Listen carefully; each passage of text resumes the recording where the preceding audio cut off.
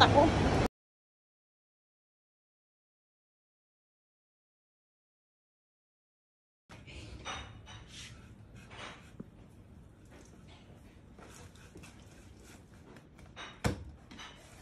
Ang laki na. Laki. Giant. Ayan yung pinaluto ng kitchen. Sabi ko siya huwag ka na magkanin eh. Kaya pala hindi ako padalhin ng kanin. Ang laki ng niluto niya eh. Maraming laman. Mas okay pang homemade pizza kaysa sa labas na wala mo ng kalaman-laman. Kaya nga. Dito na.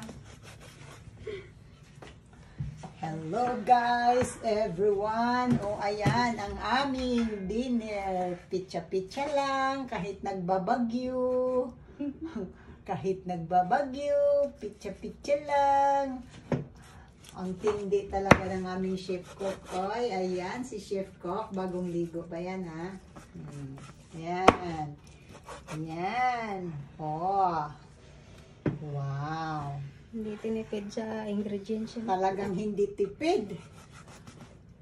Ang tarap. So guys, halina kayo.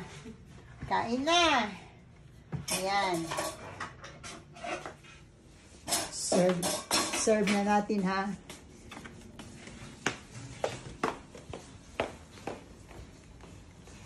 Charan! Charan! Chacharan, charan! Ayan na po. O, ayan. Ayan si Sisi Beth. Ito po ang aming chef ko. Ayan. Pitsa-pitsa lang tayo, guys. What is that? Ayan, guys. Minatamis. Oh, pitsa, pitsa, pitsa. Tara na po, kain. Ayan.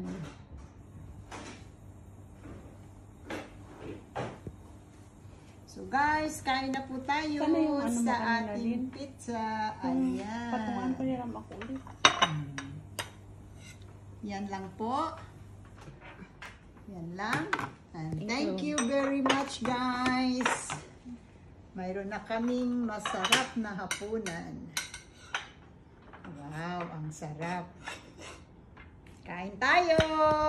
Kain tayo!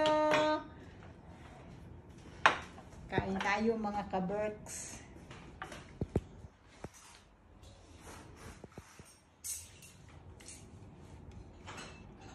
I-post natin agad.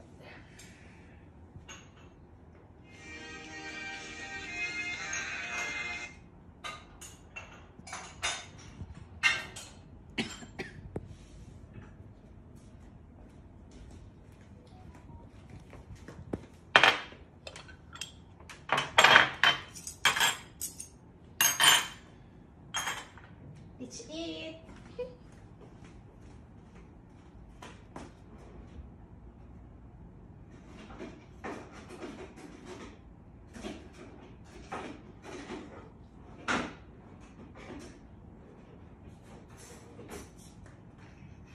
Wala akong ano. Nakalak mo yan, ka pa. Let's eat na. Ayan. Gusto mo ng rice, initin ko. Saan rice? Mag-rice ka pa? Pitsa-pitsa lang. Ha? Let's eat. Let's eat na.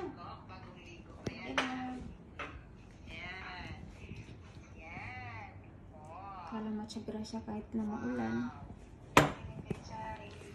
Anong tawag din? Ay, hindi ko pa pala napasa sa likod. Yung ano? Let's eat.